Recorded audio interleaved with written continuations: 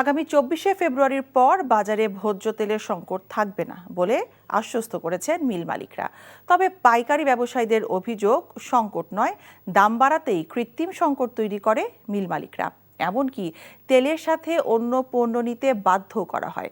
বিতর্কের ঊর্ধ্বে গিয়ে টেকসই সমাধানের জন্য ভোজ্য তেলের উৎপাদন এবং সরবরাহের তথ্য উন্মুক্ত করতে মিল মালিকদের নির্দেশ দেন ভোক্তা অধিকার সংরক্ষণ অধিদপ্তরের মহাপরিচালক মোহাম্মদ আলিম আক্তার খান। মেজবা হাসানের রিপোর্ট।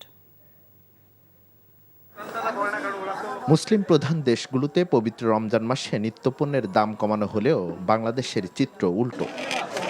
রমজান শুরু হওয়ার আগেই দ্বিতীয় দফায় ভোজ্য তেলের সংকটে ক্রেতাদের নাভিশ্বাস।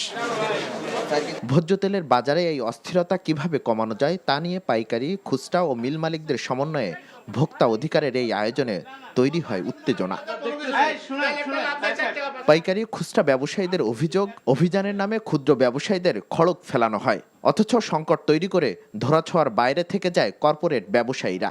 আপনাদের রেট বৃদ্ধি করতে হয় সেটা অপিনিয়ন আপনারা বলেন, কিন্তু এই যে ক্ষুদ্র বাজারে যেই জরিমানা ওনারা ডেইলি বিক্রি করতেছে 170 টাকা করে, ওই 70 টাকা করে বিক্রি করতেছে, কিন্তু আপনারা কোনো আলোচনা না করে আমাদের ক্ষুদ্র ব্যবসায়ীদেরকে জরিমানা করতেছেন। তবে কোনো প্রশ্নের সদুত্তর দিতে পারেননি মিল মালিকরা। অজুহাত দেন আন্তর্জাতিক বাজারে দাম বাড়ার। এলসিটার সমস্যাটা হয়েছে কোথায়? যেই মালটা আমরা অক্টোবরে এলসি করার, সেপ্টেম্বরে এলসি করার কথা, সেইগুলো আমরা এলসি করেছি অক্টোবরের শেষের দিকে, এবং সেইটা আমাদের ডিসেম্বরে শিপমেন্ট হওয়ার কথা ছিল। সেটা ব্রাজিলে আপনারা খোঁজ নিয়ে দেখেন, এখানে পৃথিবী ছোট, কোনো ধরনের ইনফরমেশন হাইড করার সুযোগ নাই। ওখানে লো টাইডের কারণে 15 দিন জাহাজগুলো নঙ্গর করতে পারে নাই। তা যার ফলশ্রুতিতে রমজান উপলক্ষে যে অতিরিক্ত চাহিদা ছিল সেটা হয়তো বা সবার পক্ষে মিট করা সম্ভব হয় নাই। কারো পক্ষে সম্ভব হয়েছে, কারো পক্ষে সম্ভব হয় নাই।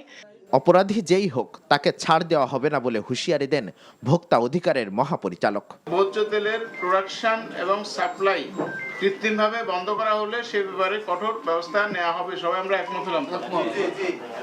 এসও অনুসারে তেল সরবরাহের ক্ষেত্রে কোম্পানি সমূহকে নিজের গাড়িতে ওনারা নিজেরা ডিলারদের নিকট তেল প্রেরণের ব্যবস্থা গ্রহণের জন্য আমরা অনুরোধ করছি। ওনারা এটা এগ্রি করছেন, প্রোভাইডেড যে গাড়ির ভাড়া টাড়া এগুলো সব আপনাদের পৌঁছানোর পরে আপনারা এটা পরিশোধ করবেন। তবে রমজান উপলক্ষে তেলের বাজার আদৌ নিয়ন্ত্রণে রাখা সম্ভব হবে কিনা তা নিয়ে সদুত্তর দিতে পারেনি কেউ।